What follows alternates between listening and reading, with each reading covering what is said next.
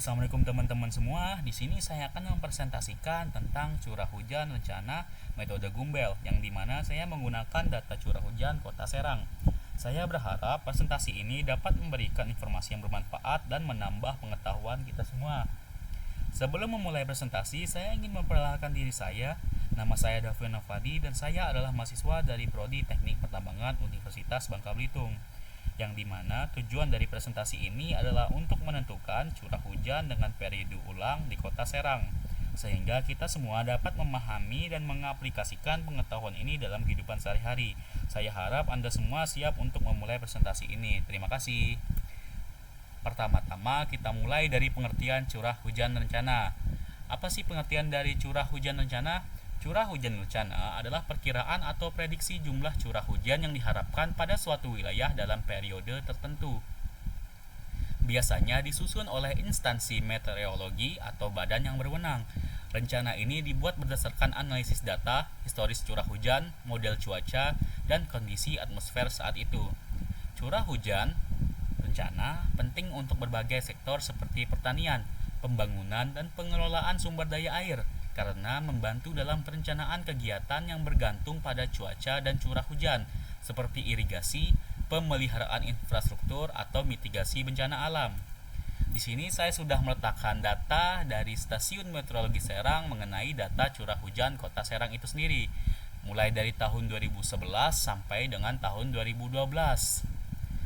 Lanjut, di sini kita akan menentukan curah hujan maksimum pada periode 1 tahun. Bagaimana cara menghitungnya?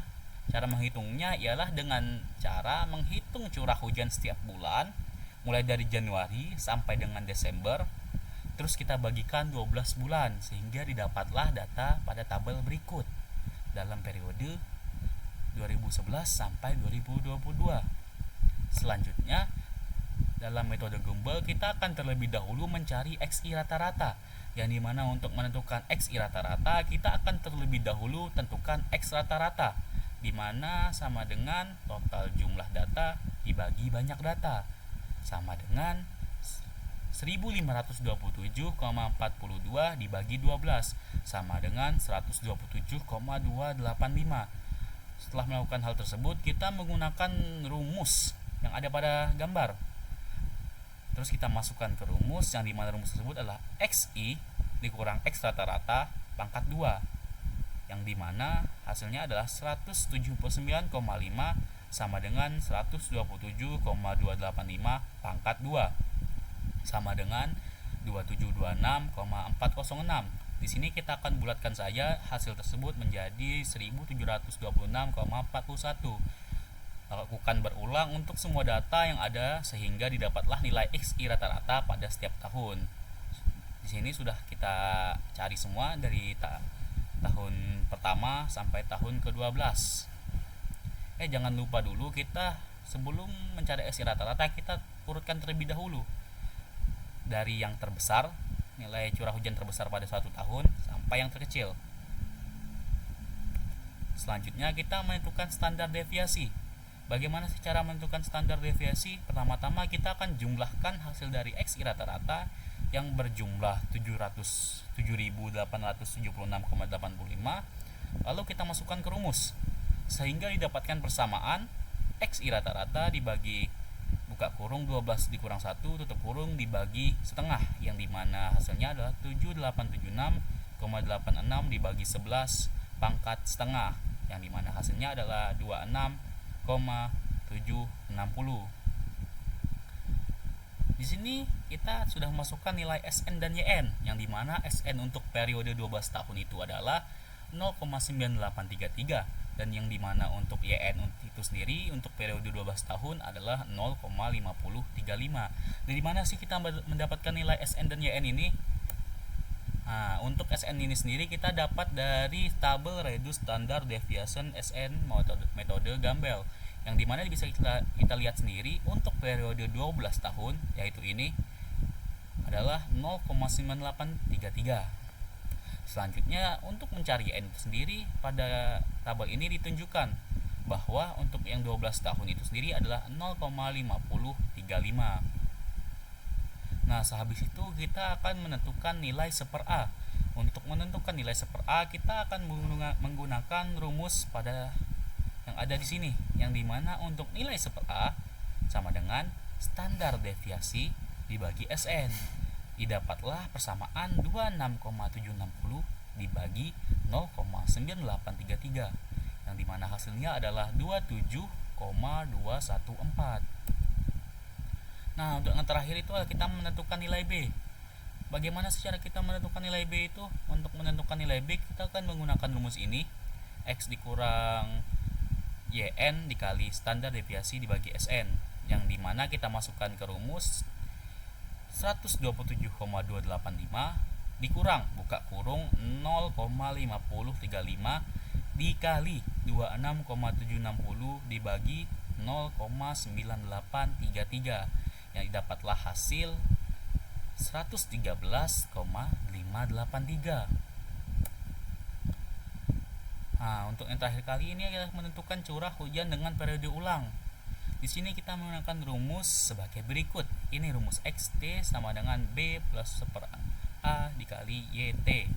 Didapatlah persamaan ini yang di bawahnya, sehingga bisa kita tentukan 113,583 ditambah 27,214 dikali 0,366513 sama dengan 123,557. Nah, didapatlah nih nilainya pada periode ulang 2 tahun menggunakan 0,366513, didapatkan nilai ini. Terus untuk yang periode ulang 5 tahun itu pakai 1,499, berarti 113,583 ditambah 27,214 kita kalikan dengan 1,499, didapatkan hasil seperti ini. Sama juga dengan periode ulang 10 tahun, 15 tahun, 20, 25, 50 dan 100.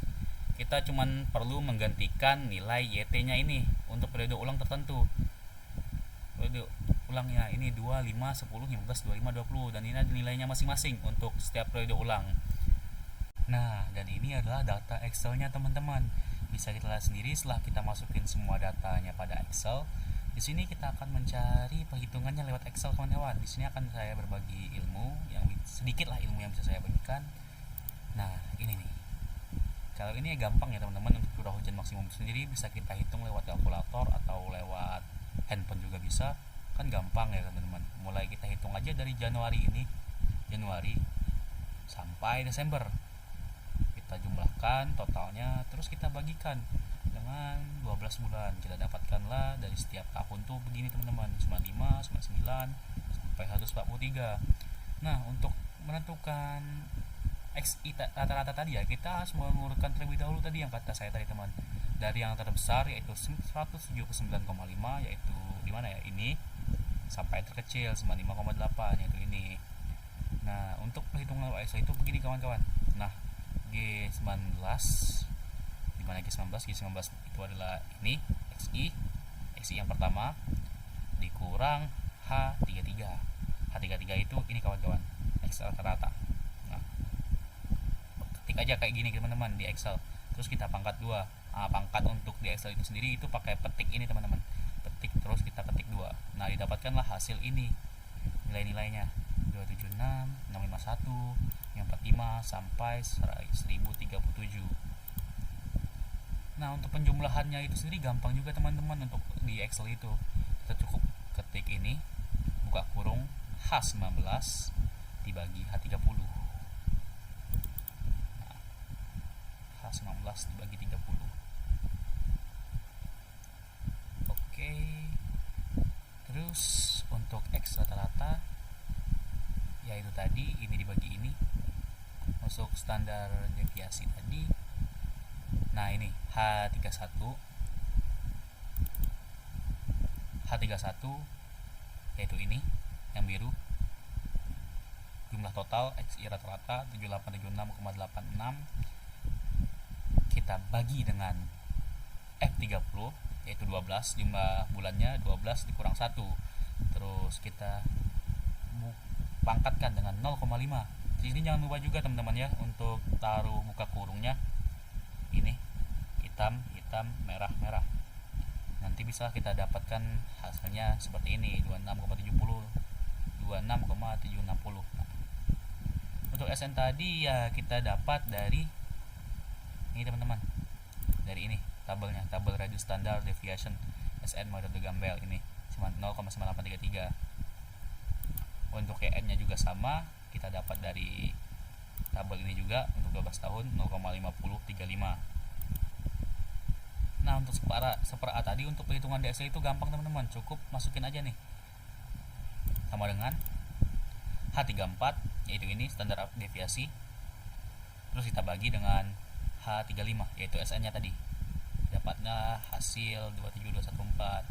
Untuk B tadi perhitungan lewat Excel kita menggunakan ini H33